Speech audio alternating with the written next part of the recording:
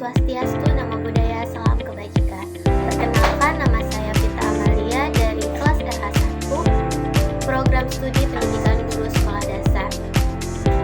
Pembelajaran adalah aspek fundamental dalam pendidikan.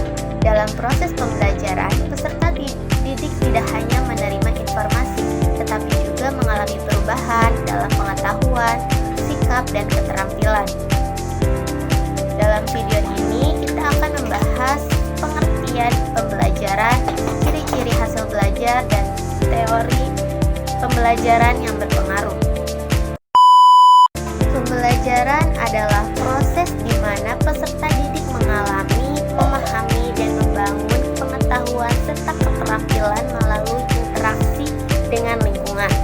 Ini mencakup tidak hanya transfer informasi ke pendidik dari pendidik ke siswa, tetapi juga perubahan sikap dan perilaku yang terjadi sebagai hasil dari pengalaman belajar. Contohnya itu, dalam pembelajaran bahasa Inggris, siswa tidak hanya menghafal kosakata, tetapi juga berlatih berbicara dan mendengarkan melalui diskusi interaktif. Tujuan pembelajaran. Tujuan pembelajaran merujuk pada hasil yang ingin dicapai dalam proses belajar. Ini dapat mencakup ada 3. Yang pertama, pengembangan kognitif, meningkatkan pengetahuan dan pemahaman siswa. Contohnya itu, siswa memahami konsep dasar fisika dan dapat menerapkannya dalam situasi nyata. Yang kedua, pengembangan keterampilan, meningkatkan kemampuan praktis yang diperlukan di kehidupan sehari-hari. Contohnya, siswa belajar keterampilan menulis esai yang baik dan terstruktur. Yang terakhir, pembentukan sikap, membangun nilai dan perilaku positif pada siswa. Contohnya itu mengajarkan pentingnya kerjasama dan toleransi dalam kelompok. Selanjutnya, mari kita bahas ciri-ciri perilaku hasil belajar. Ada beberapa indikator yang menunjukkan bahwa pembelajaran telah berhasil. Yang pertama, ada perubahan permanen. Hasil belajar yang baik menunjukkan perubahan yang bersifat tetap. Peserta didik tidak hanya menghafal, tetapi juga mengintegrasikan pengetahuan dalam kehidupan sehari-hari. Contohnya itu, siswa yang sebelumnya tidak bisa menghitung, setelah belajar dapat dengan mudah menyelesaikan soal matematika. Yang kedua, dapat diukur dan diamati.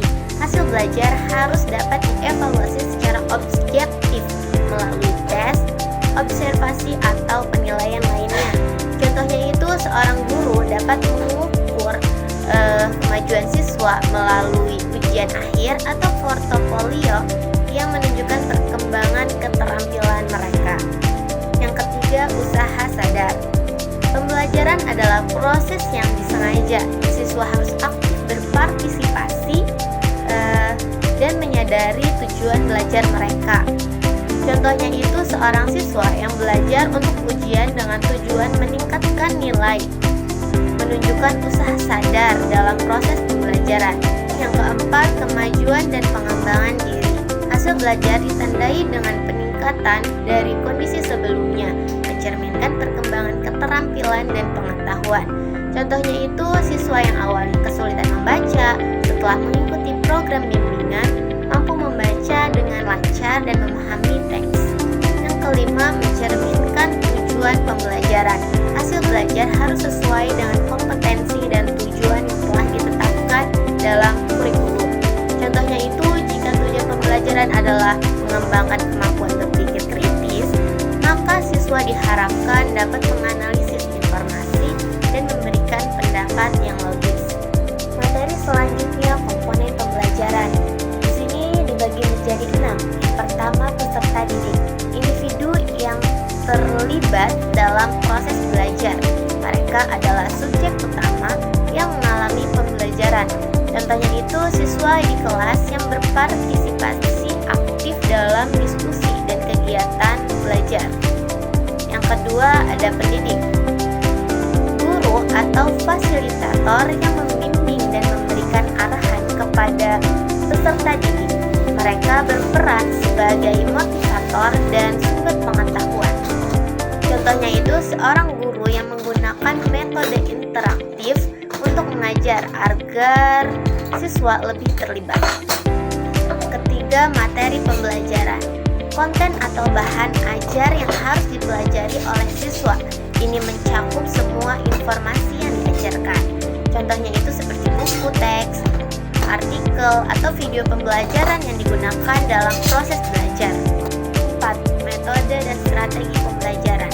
Cara yang digunakan untuk menyampaikan materi ini mencakup pendekatan yang dipilih untuk mengajar. Contohnya itu seperti metode diskusi atau pembelajaran berbasis proyek. Kelima, media dan teknologi. Alat yang digunakan untuk mendukung proses belajar seperti perangkat keras dan lunak yang membantu penyampaian materi. Contohnya itu penggunaan proyektor untuk menampilkan presentasi atau aplikasi edukasi di tablet. Dan yang terakhir, keenam, lingkungan belajar. Kondisi fisik dan sosial di mana pembelajaran berlangsung. Lingkungan yang baik yang mendukung proses belajar yang efektif. Contohnya itu kelas yang nyaman, aman, dan memiliki fasilitas yang memadai seperti papan tulis, kursi yang nyaman, dan akses internet. Selanjutnya, teori pembelajaran. Apa sih teori pembelajaran itu?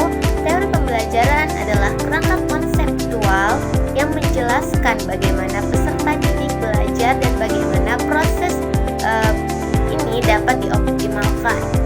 Berikut ada beberapa teori pembelajaran yang utama. Yang pertama ada teori behavioristik. Teori ini berfokus pada perubahan perilaku yang dapat diamati sebagai hasil interaksi dengan lingkungan.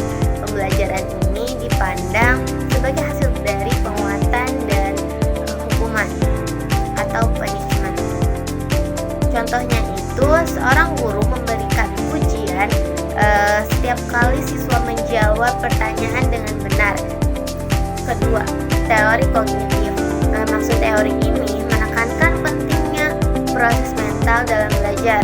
Pembelajaran dipandang sebagai proses aktif di mana siswa membangun pengetahuan melalui pengalaman dan pengolahan informasi. Contohnya itu siswa menggunakan peta konsep untuk mengorganisir informasi baru dan menghubungkannya dengan pengetahuan yang sudah ada. Yang terakhir, teori humanistik. Teori ini menekankan bahwa pembelajaran harus berpusat pada peserta didik sebagai individu yang utuh. Fokus utamanya adalah kebutuhan emosional dan pengembangan diri. Contohnya itu, guru menciptakan lingkungan belajar yang mendukung, di mana siswa merasa aman untuk mengekspresikan diri dan berbagi pendapat. Kesimpulan dari materi yang telah kita bahas yaitu pembelajaran yang efektif melibatkan interaksi antara siswa dan lingkungan belajar. Dengan pendekatan yang tepat, kita dapat menciptakan pengalaman belajar yang bermakna dan berorientasi pada perkembangan karakter dan kompetensi siswa. Memahami berbagai teori pembelajaran membantu kita sebagai pendidik untuk menciptakan metode yang lebih baik. Cukup sekian pembahasan dari saya. Semoga video ini bermanfaat. Wabillahi taufiq wal hidayah. Wassalamualaikum